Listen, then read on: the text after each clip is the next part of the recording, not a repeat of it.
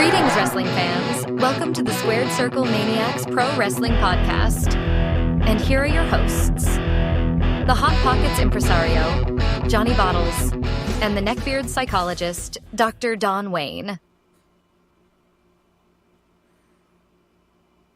I had to get myself psyched up, Don. I had to rattle the old cranium around. Did you hear it rattle? Better do something. You hear it rattle? Better do something. Oh, there's a rattle battle, pal. Ladies and gentlemen, welcome to the Squared Circle Maniacs Pro Wrestling Podcast, where we talk about all the ins and outs of professional wrestling today and what's going on in the IWC. That's Internet Wrestling Community for the uninitiated.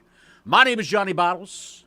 I am the Hot Pockets impresario and the dissector of the neckbeard cerebellum on Twitter, Mr. Donald, I'm sorry, Dr.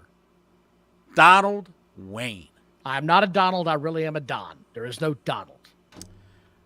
Can't we just pretend? Can't we just... Why do you have to wreck my feelings every goddamn show? If you're going to tell me that's not a cooler behind you, I'm not giving you this. That's my Bud Light cooler. Oh, now it's your Bud Light cooler. Shut the fuck up, Don. Thank you all for joining this evening. We're headed into Labor Day. We've got a PLE to dissect. We've got an AEW show to shit on. And Vince McMahon is back in the news for anybody not paying attention. I want to welcome you all to this lovely show today. Thanks for watching. Please like and subscribe if you have not. The Super Chat's open. We're going to get to all of these topics. So let's not jump the gun in the chat today, folks. Take it as it comes. We're on easy street. We're going to get to the ratings. Don't spoil it for anybody that doesn't know yet, because I was way off base, and I can't wait to talk about this when we kick it off. But first, before we get into AEW, I want to talk about something else that hit the news today that got my attention right away. Go right ahead, Don. What do you got first?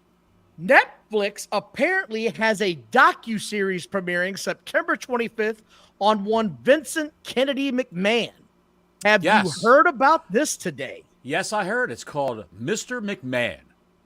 Mastermind, Madman are the two words written on the poster. And he's got the fingers up like the, here, I'll show it to everybody right now. He's got the fingers up like a puppet master. He is the puppet master. Yes, from executive producer Bill Simmons, formerly of ESPN, I believe. And Chris Smith, executive producer of Tiger King. The Tiger King. Yes, do you know who Bill Simmons is? Bill Simmons is a sports used to be a sportscaster. He's a big-time producer of sports documentaries. He's got his own podcast.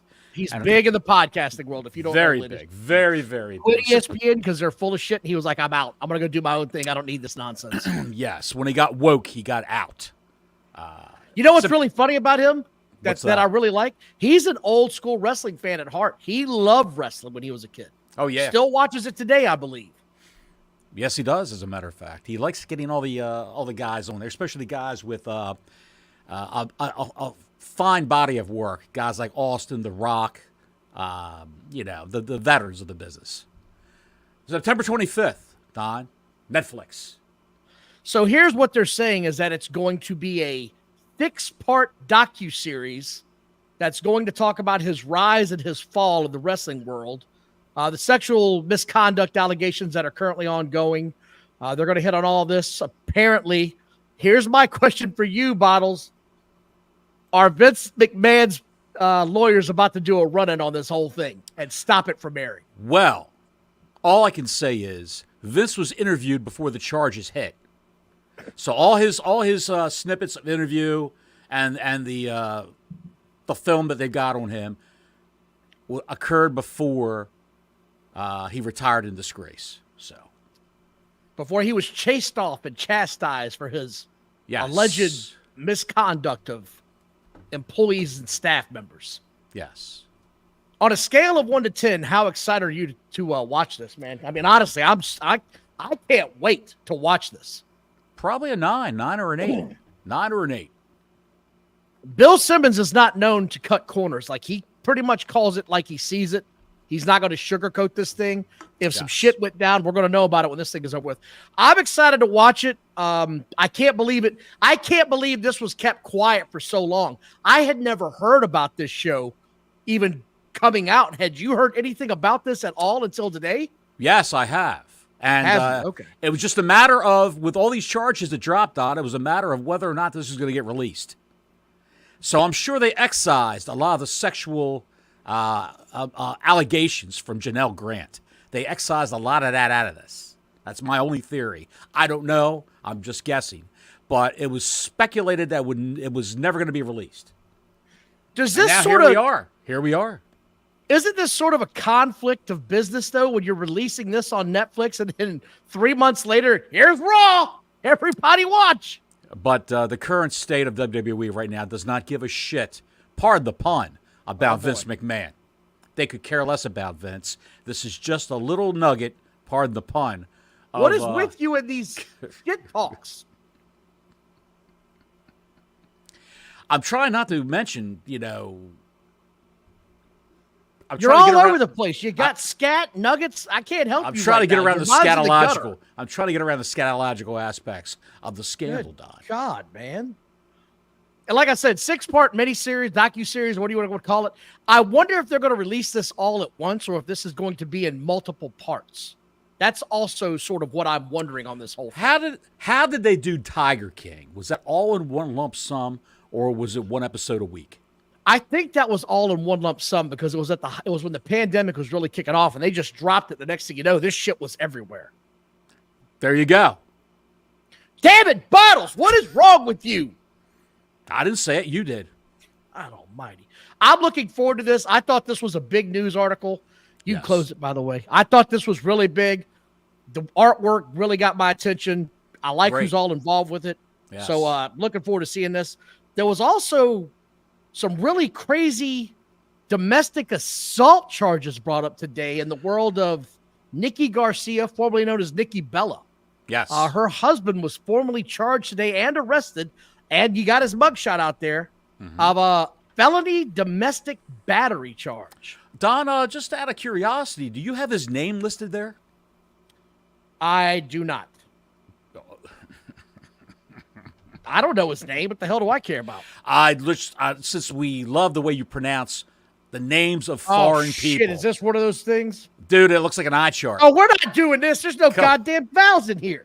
Buddy. That name is... Vinstev. That's a $100 name right there, pal. Take a shot at it. Go ahead, take a shot at it. Chigvinstev. Chigvintsev. I'm going to call him Chig. Artem Chicalito. That's how you say his name? No, I'm just guessing. I'm just saying. It's easier than saying that, so I'll just say Chicalito. Chicalito apparently roughed up someone in the house. It's felony domestic battery charges. And no one knows, it has not yet been released who the person was that was assaulted in the house. You can only imagine it's Nikki Bella, or Nikki Garcia, as she's known as now. However, there's no confirmation of that whatsoever. At the time of his arrest, it's not been released. It could have been the mother-in-law, could have been anybody. Could have been the child, but then they would have mentioned child battery charges. So we don't know about that. We're just spitballing here and guessing. So more to this story. There'll be more to this story tomorrow. I'm actually kind of shocked that this came about, to be quite honest. Like, that's pretty crazy, man. Well, I think the guy's Dancing with the Stars, which is where they met, of course. The Dancing with the Stars career is over. I'm just guessing. I don't know. I don't watch that crap. But, when you're sitting around just with the money in your bank account, nothing to do, you may, I don't know. You may get frustrated. You may drink too much or whatever. And things happen. We're just people. We're all just people. Yeah, but that doesn't happen. You don't just put your hands on a woman like that. I'm sorry. It just doesn't. I'm sorry. That doesn't just happen. So I don't know who this guy is. I don't know anything about this guy. That's just some crazy shit, man. And Artem Chigvintsev, or whatever his name is. Yes. There's also news about NXT UK. Did you hear about that? Yes, they were going to do it NXT UK and try to get it up and running again, but they canceled it. Allegedly, it's been canceled. They're saying that it is now unlikely that we will ever see this ever launch. It's just the cost and the value and the money coming out of it is just not going to be worth it. So it looks like that is officially off the table now. So they've got so many NXT UK stars from the old regime that are on the main roster now. So when they tour Europe, they can throw those people out there. All the Brits, the Scots, the whole 9 yards, the Germans, the Austrians, Aktuliba, and have them all out there on the tours and pack the houses like they're going to do with the Bash at Berlin this weekend. Small arena, of course, but, you know. Have you heard about NXT moving, Don?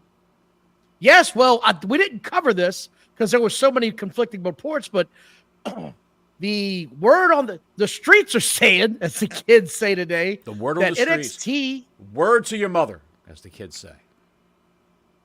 Vanilla Ice has entered the chat. Nice. They're moving to Las Vegas from Florida.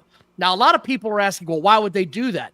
There's no tax in Florida because Las Vegas has a lot of business breaks for entertainment. Like, they're not looking at this from the employee standpoint as far as no state tax. They're looking at how big of a discount can we get on this damn thing? How many tax breaks can we see? So if you looked at the AEW, write-up sheet that they had for their costs, there were tax breaks everywhere. They just had to fill out the information. Sure. Makes all the sense in the world to me, quite honestly. Well, they're about to go live on CW in October, and that Performance Center only holds, if you struggle, maybe 275 people in that Performance Center crowd for NXT. It's kind of a bad look, kind of a Bush League look. The auditorium, not the auditorium. Would you call it? I'll call it an arena, for lack of a better word. It's auditorium. I call it an auditorium. The auditorium that's out in Vegas, where they have. I call it arena. The arena out in Vegas, where the UFC has had UFC events there, and NXT had one of their last PLEs out there, holds 6,000 people, I believe. I think it's something around those numbers. Something around that number. We don't know exactly. It's around 6,000. That's where they want to move NXT to. They're going to sell tickets to the events and try to make it look like a big deal on TV. Because right now they're at AEW levels right now for a live audience, just from the Performance Center. Because it's a limited intake, so they just cannot have that many people there. So exactly. It makes all the sense in the world. And They also have this. They want to start taking a few of these shows that they have right now on the road. They want to start having some live crowds. Makes all the sense to me. I like the idea. Also want to thank everybody for watching tonight. I see some of you in the chat tonight. We appreciate your kind words. We appreciate you guys joining us. Like and subscribe. Hit that notification button. The live chat is open. If you got something you want to say, the super chat is open. If you got a thought whenever we're talking through the show about something that, hey, I'd like for you guys to talk about this, just let us know. We're just going to sort of sit here and rip tonight. By the way, before you go on, usually you ask me at the end of the show what news nuggets I've got. I've only got 2 more, and they're very brief. Let's get that out of the way, and then we'll go right into the big rang-do with, AEW and all that good stuff. Well, we also got the PLE to discuss, pal. And the PLE, you got that right, pal. I'd just like to say that, according to multiple reports, several sections of empty seats were visible at last night's AEW Dynamite because the company ran out of tarps to cover them up.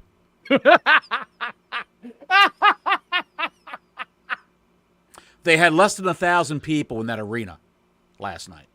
No, I think they had around. They had like 1,300 tickets distributed, is what I read. Something along those lines. Right, but they had less than 1,000. Less than that showed up. Less than that showed up, so they ran out of tarps. And the last thing I've got to show you is something that Bailey posted rather cryptically on Twitter. And it's a meme. It says, just because you get used to something doesn't mean it's okay. You can get used to not being priority. It doesn't mean it's okay. You can get used to being forgotten. Doesn't mean it's okay. You deserve better. Bailey's posted this shit? Bailey posted that on her Twitter account yesterday. It's a little bit, see right up top, it's Bailey, WWE. That's her Twitter account. I think it's a little bit of sour grapes that she lost the belt that quick. Naya, she's not on TV. She's working house shows. There's not a lot for her to do on SmackDown. It could be a number of things. It could be something personal at home she's dealing with. I mean, it's not like she's been forgotten. She won the world title. They've taken her off TV. It's one of those deals where how can I miss you if you don't go away? Right. She reinvented herself whenever she got taken. She was on a main stage in a major faction for the past several years. You know what I'm saying? Like, you can't main event every show. That's not how this works. So that's all I'm saying. What would you say to Bayley, Don, if you had her right in front of you? Briefly, what would you say? Don't ever tweet about work when you're a public figure. If this was personal, keep it personal. Don't do stuff like this, because then it leaves everybody wondering what the hell you meant by what you said. And then here comes the conjecture and the rumor mill. So keep that shit to yourself. Don Wayne, everybody. Don Wayne, the neckbeard psychologist. I'll be here next Tuesday. There you go. What's the other news-worthy note you had there? That was it. We covered it already. Okay. We covered the tarps. We covered Bayley. That's all I got, pal. We covered Bayley. We covered Bayley with the tarps. With the tarps. We covered that large ass up with the tarps. Yes. We got to get into AEW last night. I'm just going to go ahead and hit it right out the gates. 691,000 was the viewership. That's not good, pal. That's not good at all. Here's why I'm saying this. Mm-hmm. This is the first show after your this is their WrestleMania, is what the AEW diehards say. This is their Mania moment. So this is officially like the first Raw after Mania. You always see the first Raw after WrestleMania. The numbers are huge. It's always, that number is going to be bigger than normal. You're going to have a huge audience. That's a time where you can start pushing to everything on your program. Speaking of pushing, like and subscribe, hit the notifications button, super chat's open. Ring-a-ling on the ding-a-ling. So I was kind of shocked when that number came out at 691. And like we've talked about on this show before, I DVR this thing and let this bad boy marinate. Let it get through the bullshit. Was it 691 or 698? 691, Don. Okay, 691. That's what I thought I saw. It was 698 last week. It's 691 now, I believe. So you would expect a week later this thing should be way hotter than this, in my opinion. Coming off their version of WrestleMania. It's their WrestleMania. Biggest attendance for a show for AEW. Rumor has it only between 35,000 and 41,000 tickets were actually, between 35,000 and 41,000 people were actually there. Allegedly, they sold a little over 51,000 tickets distributed. Which you and I have our own theory that possibly Tony Khan is the guy actually buying the tickets to superinflate how popular his show is over there. And no one in that company has come out and said in a press release, in social media, and especially not in that media scrum, this is the greatest show. We've got 51,000 some people here through the turnstiles buying soft pretzels and cheap stale beer. It's fantastic. This is great. It's the greatest thing ever. None of that was said. Even 4 days later? None of that said, Don. It's all quiet. Here's sort of my thing, right, is Daniel Bryanson, who I'm told is a draw, who I'm told is a superior wrestler to anybody in the WWE, who I am told is what fans of the wrestling product want to see on their TV every week. Daniel Bryanson? That dude. If he's the guy that you swear is the draw, where is the proof after all of this? You had titles swapping out. You had major feuds kicking off from this show. You had continuation of storylines. And even the diehard said, I don't need this shit. I don't need it. Back in the Vince McMahon era, 2019, 2016, back in that era, the story of Daniel Bryan, a world-renowned, exceptional wrestler, a master of the art form around the world. He wrestled everybody around the world. And he got signed to the WWE. He went through NXT, the shitty version of NXT. He got on the main roster, and he struggled because of his height and the way he looked. Vince said he looked like an elf, or a troll, should be living in a tree in the forest, baking cookies. He looked out of sorts, out of place in the WWE. So he was the lackluster booking, jobbing out a lot. Remember that WrestleMania opening match with Sheamus? Mm-hmm. What was it, 15 seconds he was knocked out with a bro kick and pinned. By the way, just go ahead. I'm going to throw this up there real quick. Mike Digital is a supporter of the show. He does a lot of our artwork. When my man Mike's got a comment, super chat it out, I'm throwing it up there. Don, you're right. Ernie Bach Jr. is a millionaire out here. He started calling his band Ernie and the Automatics and bought 100,000 copies of the album so it would certify gold record. There you go. And that's what promoters do, or rich people. To self-indulge, they'll do shit like this. To make it look good. To make it look good. So the story of Daniel Bryan, starting down here, low, and being ridiculed and fighting for his place in that company, where everyone talked about the heart of Daniel Bryan. Michael Cole emphasized the fighting spirit of Daniel Bryan, making his way up through the company and eventually winning the world championship at WrestleMania. The yes movement, as they call it. The yes movement, the fans were behind him, and he couldn't be denied. He could not be denied.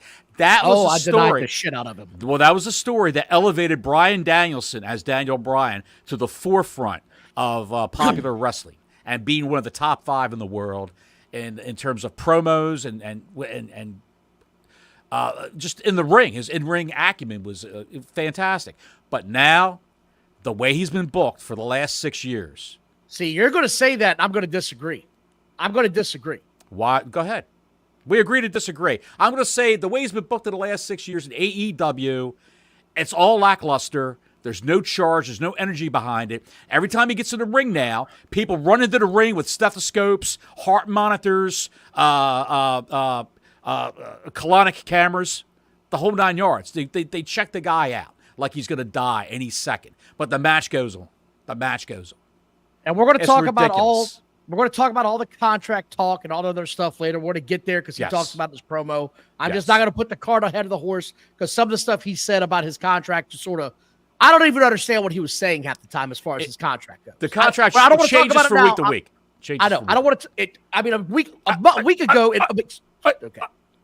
2 weeks ago, he said it expired in July. Now it's August. Like, which one is it, pal? Did it expire in July? Did it expire in August? If you don't have a contract, why are you still wrestling?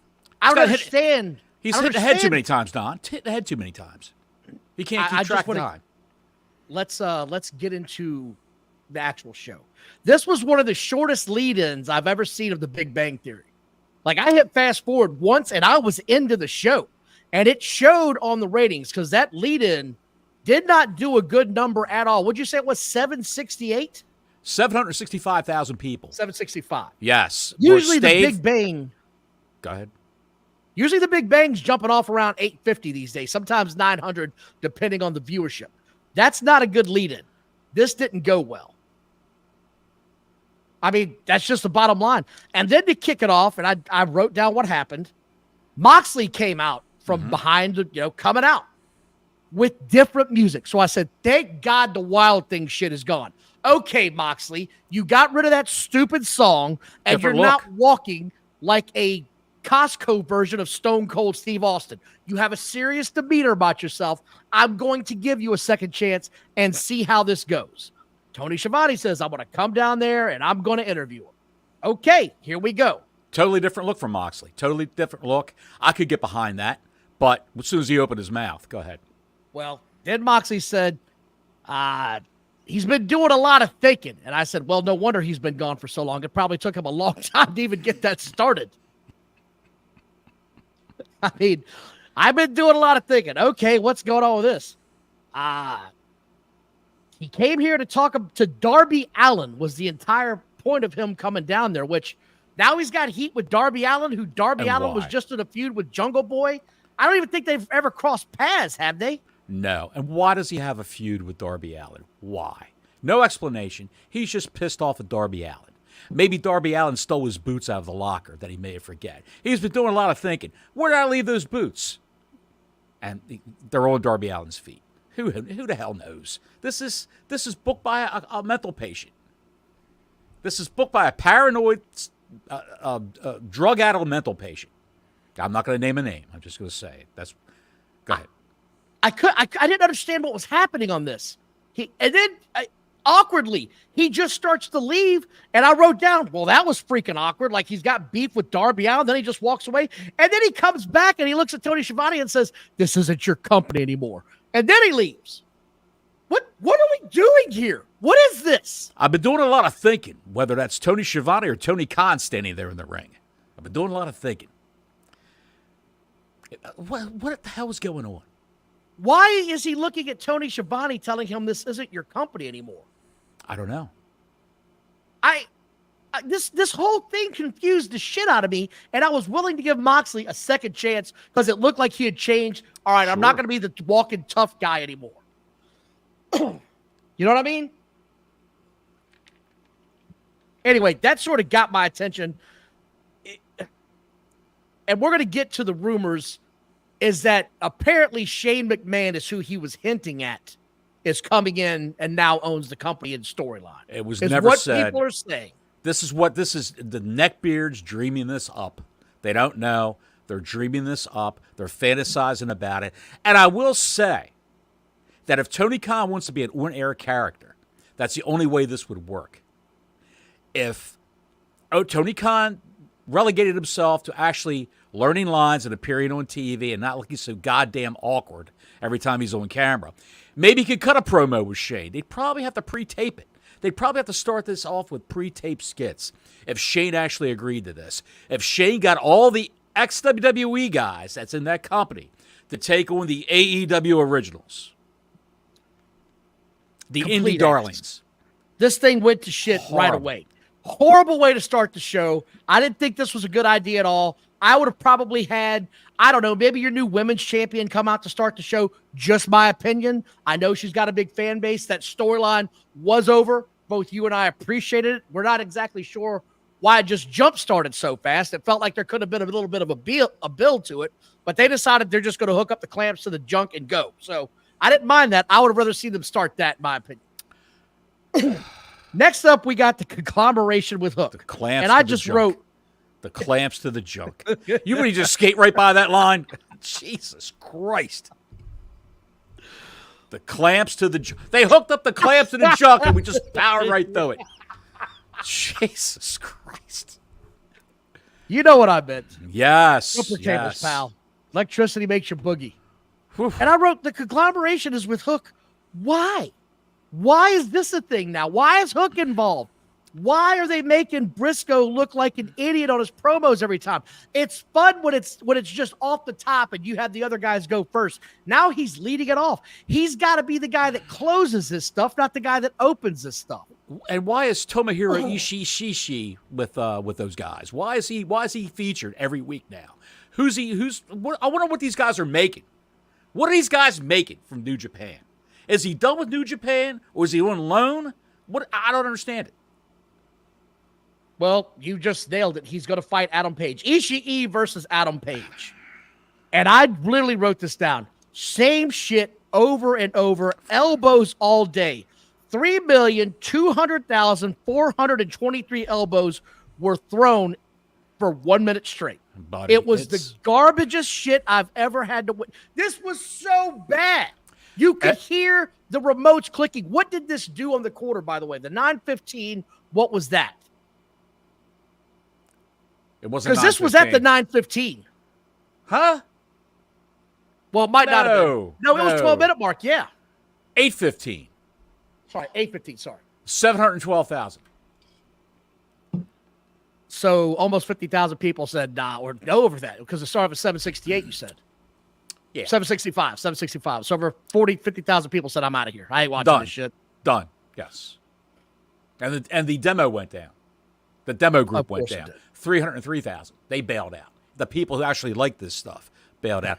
Every Ishii match is the same. It's the same. Meet the guy right out in the middle of the ring, throw haymakers and elbows and back and forth, and don't sell shit. Don't sell a thing. Don't sell anything. I'm glad you wrote it down because that's what I wrote. Nobody's selling shit. I want to gouge my eyes out.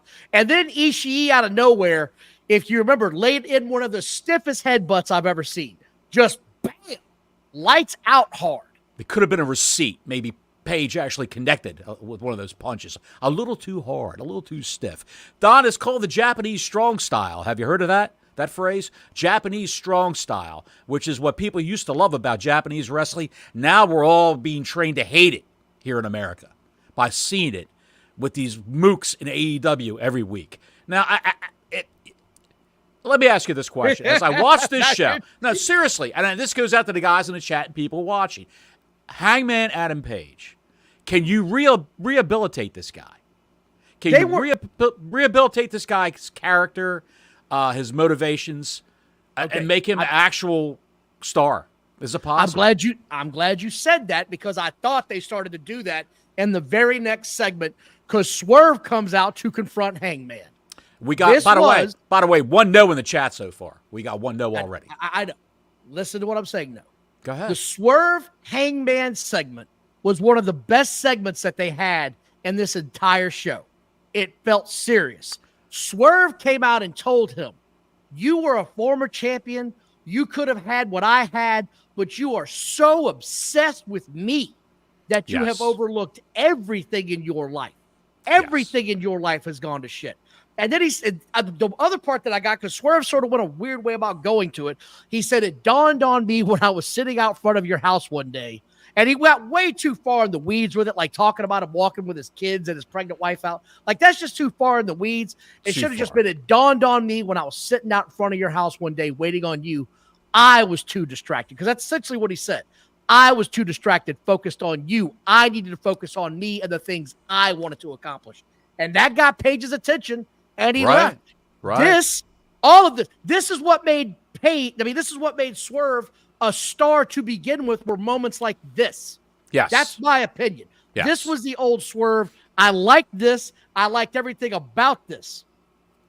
I thought it was pretty good. I was really impressed with this. I saw two upper mid-card guys trying to advance each other, get each other over to beat in the main events. That's what I saw. Is Hangman Page a main event man, a main event guy? For that matter, is Swerve a main event performer? I think Swerve is. He's put on some great matches. His promos are a little lackluster. This one was good. I think the comment about the family, like you said, over the top. But over the top. It was good. Go ahead, Don. What do we got next? Well, I'm just going to say, I don't think that Hangman is the star that all the neckbeards want you to think he is. I don't think he ever will be. I think when he's presented like this, he can be a good middle card, like you said, upper middle card guy. I just don't see him in the title picture. And this feud has been going on now for over a year. It's been a long, long feud.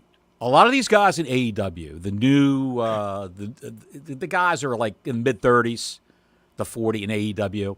The neckbeards want to adopt them as their Stone Cold Steve Austin, their Undertaker, their Rock, their Booker T.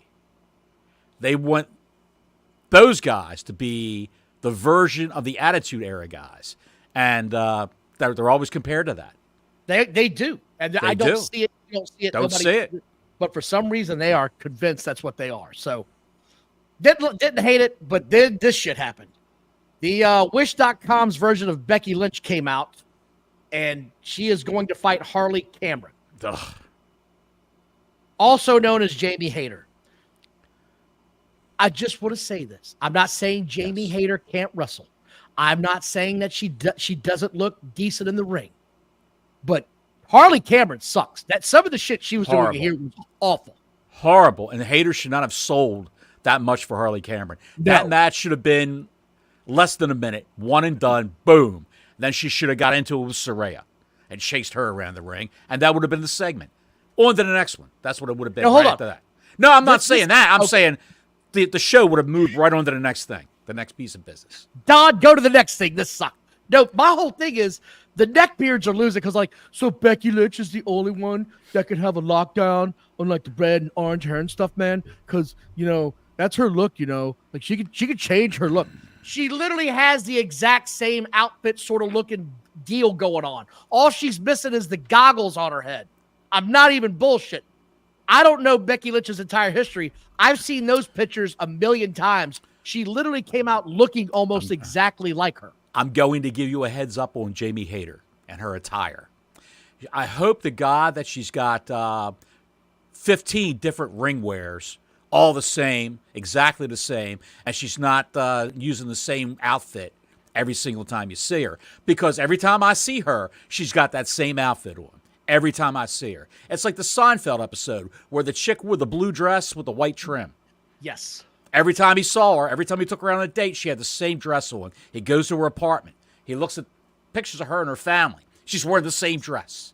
Not wearing jeans, not wearing a leather jacket, not wearing shorts, wearing that same GD dress. So I get that vibe with Jamie Hayter, but she is a great wrestler. She's Rhea Ripley class in strength and ring acumen. I'm using that word a lot today. Acumen. I'm not saying she's a promo. I'm not saying she's the. No, she doesn't have the size either. Let's be. She doesn't have the size. She does not have that size. She's very strong. That's all I can say. That's what gets over. No, I'm not giving you that one. Not a chance in hell I would ever compare her to her. That's absurd.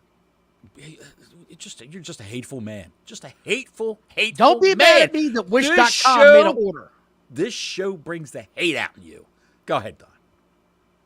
The learning tree moment was next. And all of a sudden, like this is the most random shit all night was people popping up in other people's factions. Now Roderick Strong is just suddenly here. He's just suddenly here. He's suddenly there with the George Costanza glasses that he bought from a blind man and had his lenses popped in. This is a Seinfeld episode of AEW. I'm trying to come to grips with what this was because you know what this is going to be every time. Hot garbage. Every time he's going to say, hi, guys, and they're going to do their stupid shit. And then Low Plains Drifter is going to say, respect to Chris Jericho. And she's going to jump, and it's going to be the whole thing every time. It's rinse and repeat every time, so I'm not going to get into this. It's the shit. 687, Don. 687,000. What time was that? This was 9 o'clock. Okay, what was the 8:45? Because we've skipped over 2. 706. Okay, and who was that? That was the end of Hayter and Harley. Okay, what was 8:30?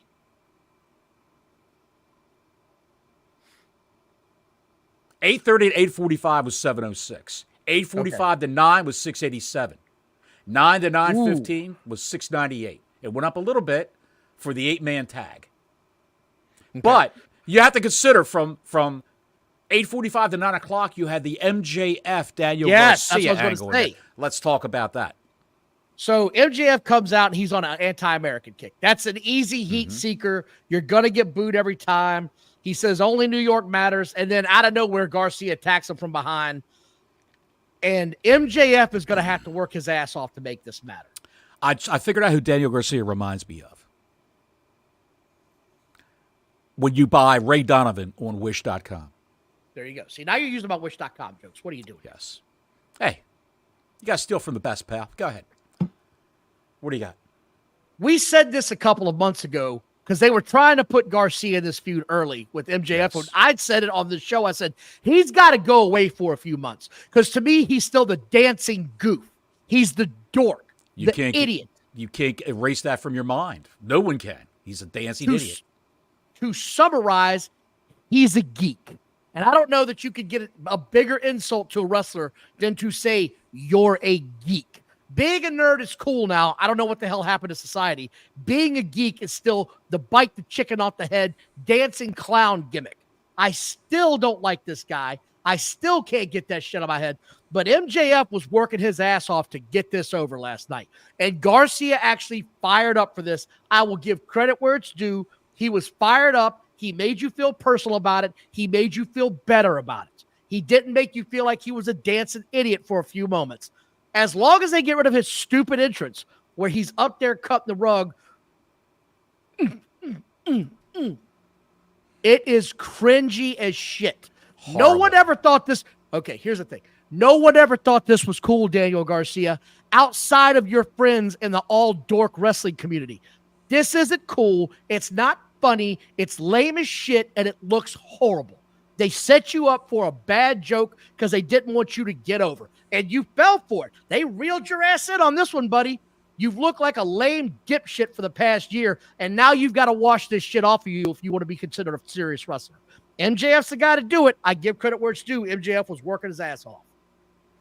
How do you make Daniel Garcia a star? What would you do? Keep putting him with MJF and have stuff like that happen where he's a serious wrestler. He's got to be a serious guy. He can't be the dancing idiot. Like I said, you have to continue angles like this.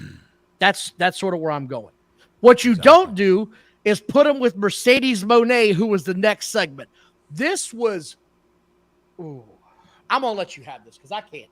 I just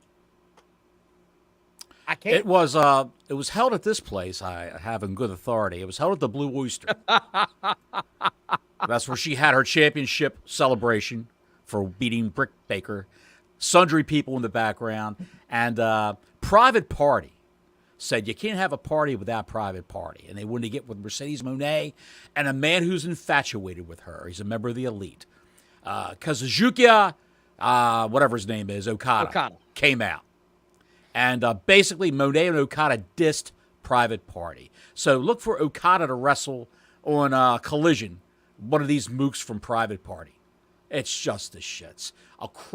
One of the cringiest things you'd ever want to see.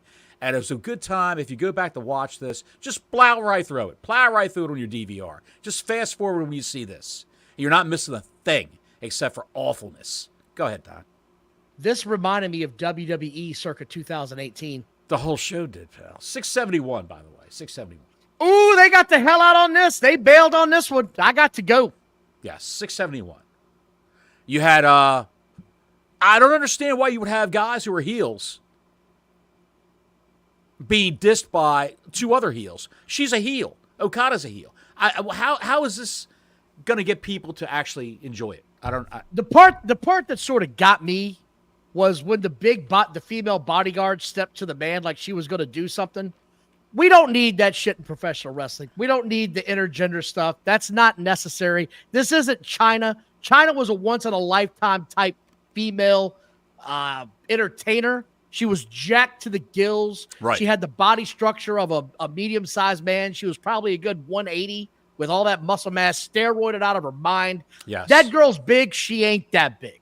That's sort of my point is that was unnecessary when she stepped over to him like, I'm going to beat your ass. It's like, nah, we don't need this on today's TV. We don't need this moment. Exactly. By the way, thanks for watching tonight. Please like and subscribe. It's the end of the week. We're going into Labor Day weekend. I hope everybody's had a good week so far. Hit that notifications button. Tell your friends and family. We're on our march to 1,000. We are at 955. Every sub helps us so much you cannot imagine. Yes. Mariah May was next. With Tony Schiavone. With Tony Schiavone, of course. And I got to give my girl credit. She was entertaining as hell as a heel. Yes. She said, because they were supposed to have her big celebration on this show, right? Like this was supposed to be her big celebration. This was supposed to be her donning, her crowning of the champion. And she said, I'm not celebrating in piss-warm Beer, Illinois. I said, this is great. And then she took off her clothing to reveal a little scantily outfit and said, that's all you get, and walked away. Yes. Classic. Then your people came out next. Mariah May did 644,000. So did these guys, the grizzled young veterans. I don't know why these guys are here. I don't know why these guys are over. And they need the work. Care. They're not over. They need the work. They came out the crickets at Wembley when they made their British AEW broadcast debut. They came out the crickets. No one cheered. They look like two hobos. No, you skipped the 8-man tag. Wasn't any point. Yeah, I was going to say, did I skip that? Yeah, was there any point? Was there any point? Hook. That's notable. That's notable for one thing. Hook choked out Roderick Strong. Yeah. Aubrey Edwards was the referee. Roderick Strong put his foot on the rope. And when Hook would release it, Roderick Strong had his foot on the rope and was tapping. And Aubrey Edwards said, ring the bell. And she stepped over Roderick Strong's leg that's on the rope to tell the timekeeper to ring the bell. My hand to God, and the clips on Twitter before they take it down. Watch it before they take it down. Before she takes it down. She's Don Stevens. It was hilarious. She's so focused on... Incompetent. She's so incompetent and focused on getting herself over and playing to the camera.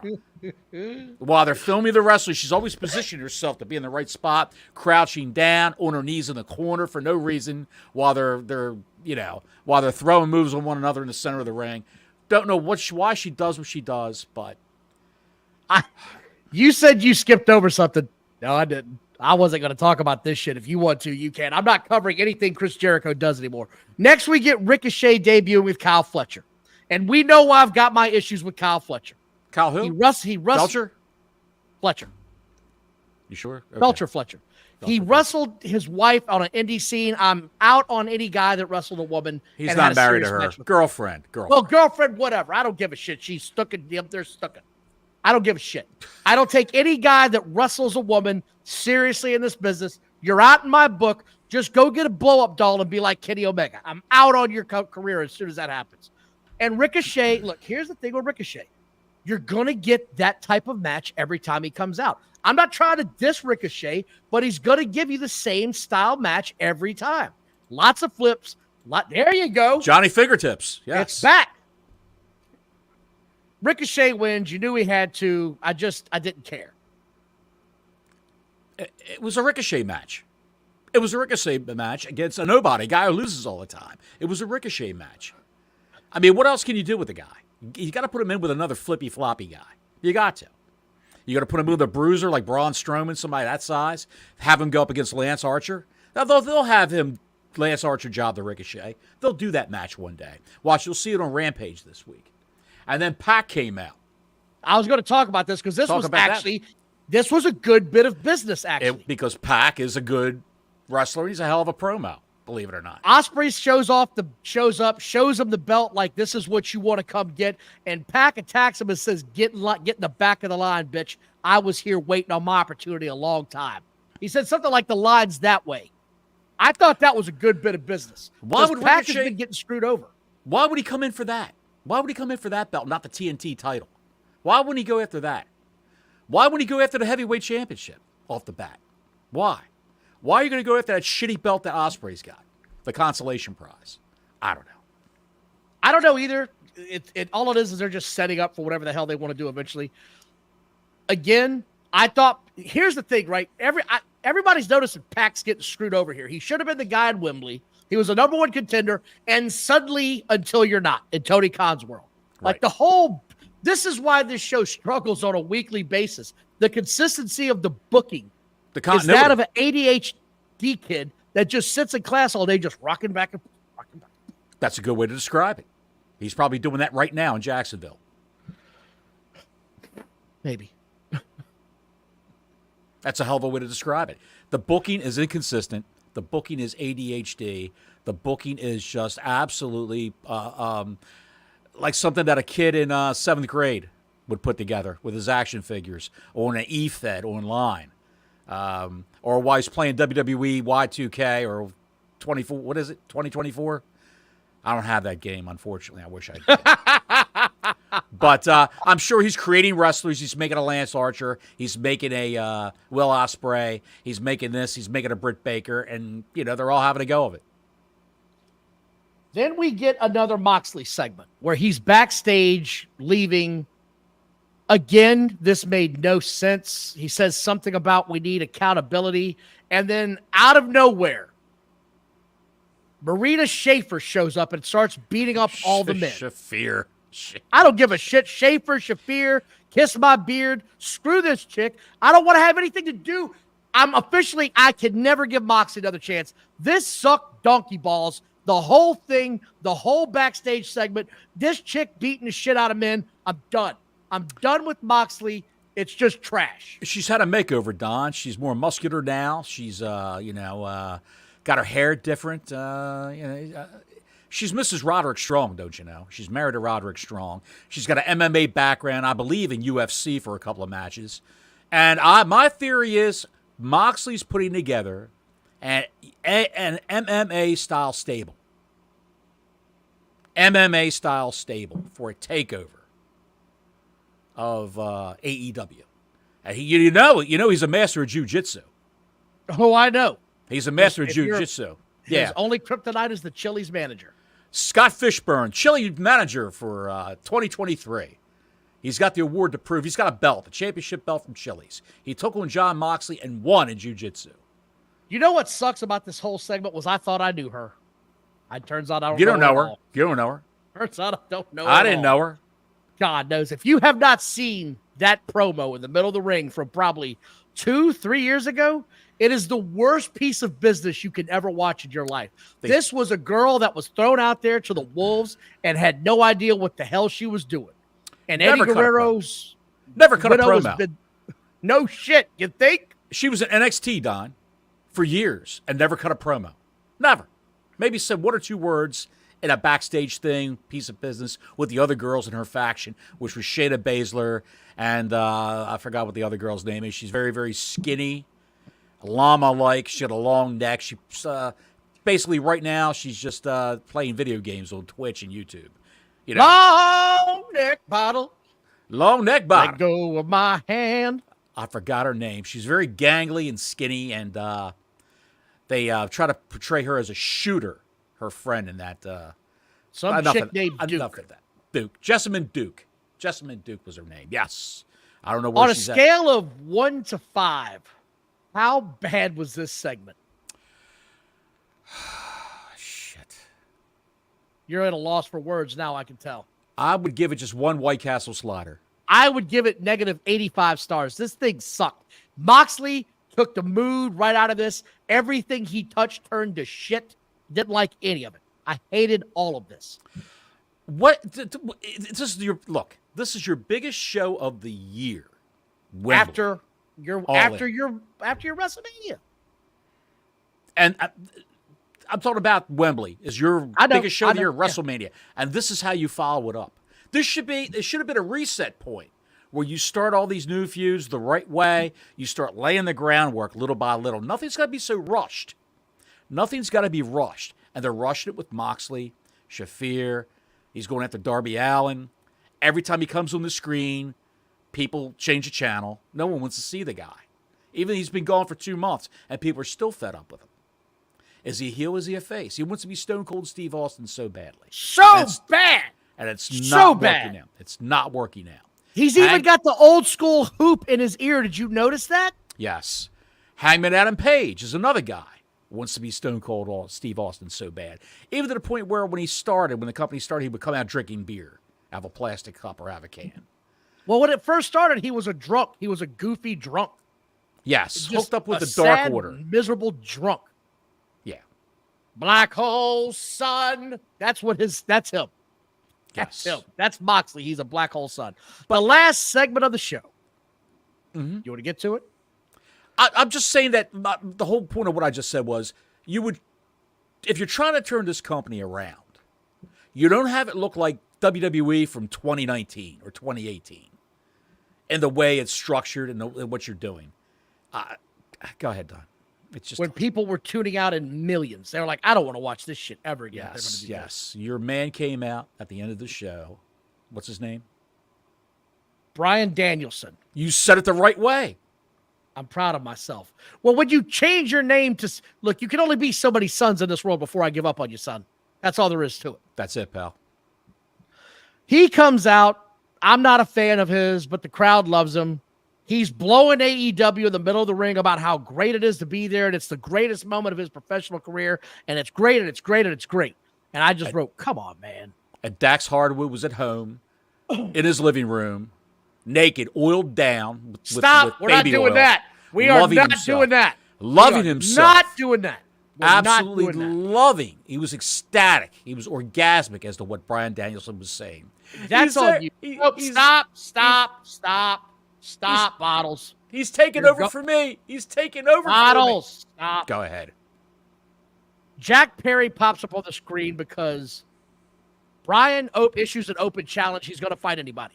And during the course of this, which I want to talk about, he says his contract was up in August, but he's not retiring. A couple weeks ago, like I said, he said his contract was up in June or July. His contract just keeps expiring, and he's the world champion. So I don't understand what we're doing here. He says, I'm going to retire when I lose this title from full-time wrestling. And he keeps harping on that, from full-time wrestling. Yes. Pablo, the real one, thank you, brother, for the $1.99. Appreciate you tuning in here tonight, man. Appreciate everybody for showing up. Like and subscribe. Hit that button. Hit that notifications button. We've had a good time tonight. We hope you guys have too. This Bryan segment, I didn't enjoy it. Perry pops up on the screen, and 2 seconds after it ends, he's in the ring beating the shit out of him. So it's a pre-taped segment from Jack Perry that he knew he was going to have an open invitation to fight anybody. So he pre-recorded it, then came in the ring ready to beat his ass. Well, the WWE does that too. They do and that I hate also. that shit when they do it. I think it's horrible when they do it. Why Jack Perry? All these guys have lost that title. MJF, if you lost the championship title, the belt, why wouldn't you want to go and get it back? Get a rematch, fight for a rematch. Swerve Strickland is dicking around with Adam Page right now. Well, I want my belt back. I want another shot at the title. Rematch clause. Don't they have those things in these contracts? Kayfabe? Seriously. What about what about Ospreay? Why not do that match? I don't understand why they don't do it. I don't either. Pablo, thank you again for the super chat, brother. This live is the best. We appreciate you guys supporting us. Appreciate you guys coming out. We do these shows. We hope you guys have a good time when you do it. The chat is officially blown up. Motorhead, $5. The Beast from the West. SCM, great work, man. Thank you for all you're doing, John Bottles. Thanks, Motorhead. Your son did well last night. I'm proud of him. Great football stats. Keep it up, buddy. Jack Perry just comes out and beats his ass out of nowhere. And I said, that's it. I'm done. I don't give a shit about AEW no more. You know, I like to say to the people that are watching this at home, the people in the chat, Don and I like AEW, certain aspects of it. We like certain things about AEW. When they do it right, they do it great. But they haven't done it right in a long time. A long time. You can't really like an entire show or even 50% of the show. Generally, in most cases, you can't even say, I like 30% of this, what I saw tonight. A lot of people just see it and think, oh, my God, and they just change the channel. It's horrendous. Horrendous. We just hope that they can turn things around because in professional wrestling, with big companies, competition helps everybody.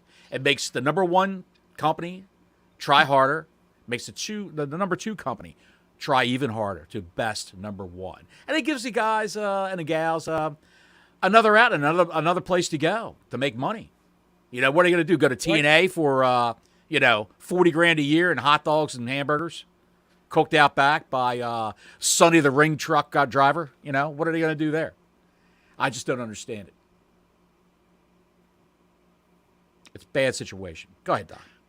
We also talked about earlier this week, but I want to retouch on it again. Swerve Strickland signing through 2028.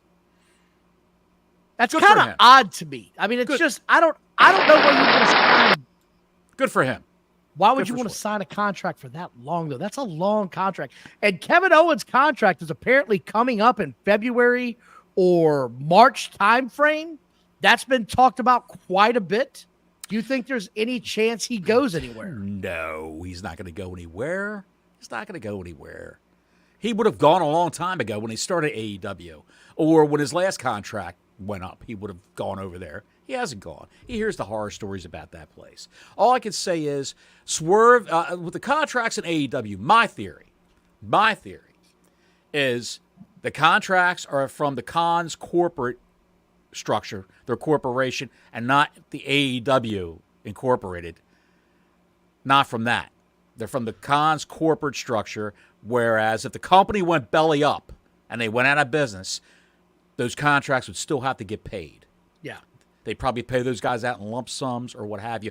Much like when WCW went out of business. Yeah, those guys didn't work a lick. They had AOL contracts from the previous owners that were, I mean, they could have went to WWE, WWF back then. They could have went there, but they would lose all that extra money. Booker T Kevin said, Nash, screw it. Well, Booker T said, look, I'm not getting a lot now anyway, and I've got to get it on the ground for this company because this is what I want to do for a living. I can't afford to sit home for the next year on my pay and expect to live a long time off of this. Guys like Kevin Nash and Bret Hart that were making a couple million, they were like, hell no, I'm not going in there to get 10 cents on the dollar. I'll sit home for the next year and get paid like a fat cat. And I don't blame those guys one bit. Right. Absolutely. I did want to talk about the upcoming WWE PLE. There's only 5 matches on this card. Well, before we get into that, I had another piece of business I forgot about. If you'd like to hear. You son of a bitch. Hey, I got the actual cause of death of Sid Vicious. I was going to talk about that. Yes, you lie like a rug, by the way. What? I don't have anything else. I just saw it, so I put it up. Sid was diagnosed with congestive heart failure in 2016 and AFib. He was given a pacemaker.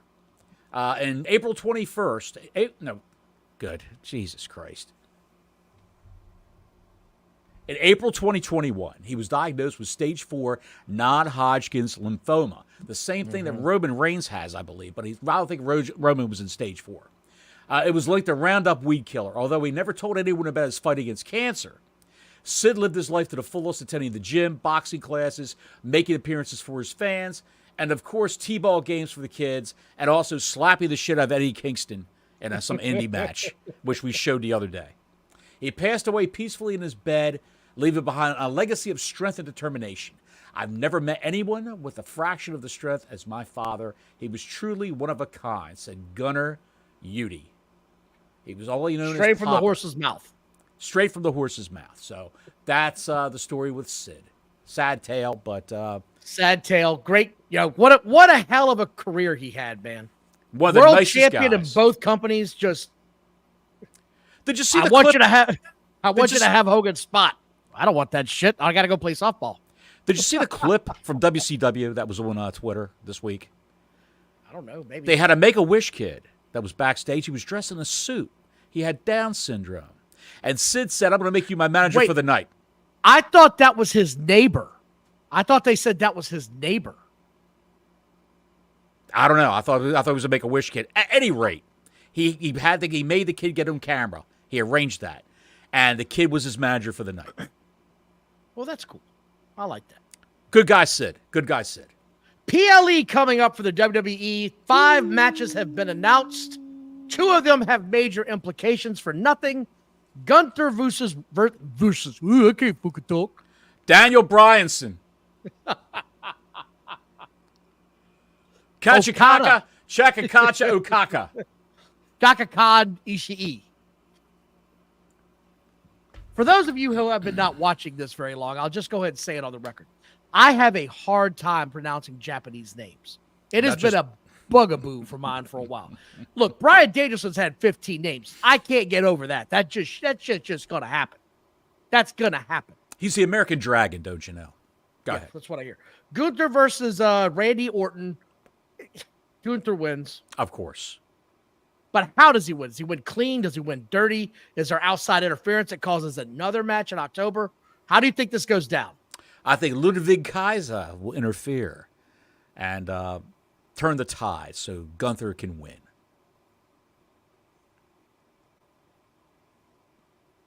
You okay? I think you're onto something. And I'm sort of thinking about that. Like, it feels like this should be a continuation. Which, by the way, we were right when we said this was. There's no way you're going to tell me that Randy Orton's shoulder being that far off the damn mat wasn't planned in Saudi Arabia. It was egregiously off the mat. That's why after it happened, I said, I think that was a work. I think everybody's getting worked that thinks it wasn't. Don't you know it was long-term booking, Don? Long-term booking. Well, here's something I want to talk about before we get to the next match. Turns out Jacob Fatu's foot really isn't hurt. They got us on that one. I'm sorry. I fell for that shit hook, line, and sinker. Dude, if you would have seen him, totally for that. If you would have saw the way that man's ankle or shin bone hit that table, and he screamed when it hit the table, you know he was hurt. I think it's just probably a bone bruise, and they put that walking boot on for 2 or 3 weeks. That's all. He had it on for 3-4 weeks, and now he's running around without it. So, dude, I'm telling you, as a complete swerve, he was never hurt. I'm telling you, I'm telling you, they did it to where it looked that way. I'm just telling you what I've seen and what I've heard now. He was never hurt. He put the walking boot on and went to a public convenience store to make sure people saw him there and took a picture so they would put it out on social media. I think you're reading too much into it, Don. I'm going to send you a little clip. You're going to be like, oh, shit, he really did work everybody. He really did. He worked the shit out of everybody. All right, Tinkle Tits, settle down. Send me the clip, and I'll be the judge of that. Okay. Cody Rhodes versus Kevin Owens in the most I don't give a shit match I've ever seen in my life. Nothing about this matters. I like Cody Rhodes. I'm not as big on him as a lot of people are, but I'm also not as down on him as Bottles is. This match means less than nothing in my opinion. The only thing that can happen here is Cody Rhodes wins. And a heel turn by Kevin Owens. I hope that happens. So do I. Hope like hell that happens. So do I. They got to give Cody someone to feud with until they get this bloodline thing all squared up. Until The Rock comes back. And when, though? I think right around Survivor Series to get people talking. Okay, that'd be nice. Damian Priest and Rhea Ripley versus Dominic and Liv Morgan. I want to see this. I've got invested interest in this match. Personally, I like this storyline. I want to see what happens when Mommy finally gets her hands on Dominic. And you know she is, and that's what everybody's going to pop over when she finally gets her hands on him. But it's not over. It's not over yet. They have to have a big blow up. It's not over. There's got to be. Yes, I agree. Bobblehead and Carlito and Finn Balor and all those guys are going to run out and interfere in this shit. It's going to be a big schmoz. And then, then the time will tell. This will be the test. Who is going to align themselves with the Terror Twins? Who's going to come out and help them while all this is taking place? Who could it be? Who could it be now? Jey Uso's got his own problems with the IC belt. By the way, thank you all for watching tonight. Please like and subscribe. We appreciate your support, as always. He's got a lot of problems with doing the same batch over and over again. Yeah. Next, though, we got his father. His father. He's got a lot of problems with his father. Next, though, we got the big one. We got the granddaddy. CM Punk versus Drew McIntyre in the strap match. Yes, this should be state-of-the-art, old-school wrestling. If they do it right, this could be amazing. For anybody that has never seen a strap match, if you've never witnessed it live, if you've never seen a good one, this might be your time to tune into this. This might be the moment where you go, I got to watch this. This is probably going to kick ass. I can't wait to see this. Because if they do it right, they're going to be whipping that bitch around like you owe them 10 cents. Give me my money. Beat them like a government mule. I can't wait to see it. By God. Who do you think wins? That's my good question. Who do you think wins? I don't think anybody's going to win. I think someone's going to get hung over the ropes by the strap. You know, back in the old days, every time they did these strap matches, someone would have their feet on the floor, and the strap would be around that guy's neck, and the heel would be pulling him up off the floor. The guy would be on his tiptoes. How many times you just said it? Yeah. I'm the same way, Larry. I want to see how this thing ends. I can't imagine it ends. It's not over yet. In a flat finish. It's got to have a spectacular finish. Right. I think CM Punk finally gets over. I don't know, though. Like, I genuinely don't know who's going to win this match. Right. I really am. And I don't know how it's going to finish. I'm curious as hell how this comes down. I heard on the pre-show, Bianca Belair and Jade Cargill will be facing the whatever they are. And Naomi. This is part of the match. It's Alba Fire, Isla versus Bianca and Jade for the women's tag match. That's part of the show. It's not the pre-match. It's part of the show. It's actually going to be on the card, the main show. Okay, That's what it's showing here. Good. No lesbians? No. No Pure Tuna Collective? None of that? No. That's my new name for that faction, Pure Tuna Collective. God, Lily, why are you this way sometimes? I'm a hateful man. That's the entire match card. I'm looking forward to seeing this. I'll probably check it out on Sunday. We got some college football kicking off this weekend. Can't wait to watch that. I hope you boys and girls enjoy your college football. Bottles, I want to thank everybody for showing up tonight. Please like and subscribe. Yes. The chat. Hit that notifications button. The chat wasn't as wild tonight as they were the other night. They were doing their own show. They were. You just didn't see it. I didn't notice it then. Okay. Oh, they're out of their minds. Were they doing their own show again? Oh, no. They were watching us, but they were doing some shit. Okay. Again, I want to thank everybody for watching. You guys are the best. Please like, subscribe. Bottles, that's all I've got tonight, pal. That's it? Are we leaving? But we'll be back on another adventure soon enough. That's right. There could be a pop-up show. Well, we do got to review the PLE. If anybody's interested in that, we might do a show Sunday. Working on the dynamics of that right now. I've had some news come up sort of deterring me from being able to have a free Sunday now. Oof. We could do it in a drunken haze on Saturday night. It'll be angry. I'm watching football, pal. It might be an angry drunken haze. Goddamn volunteers! And Larry, I know he's got football Sunday, so we appreciate you guys. Thank you very much. The man with the Till next week, Gordon Soley saying so long from the Sunshine State.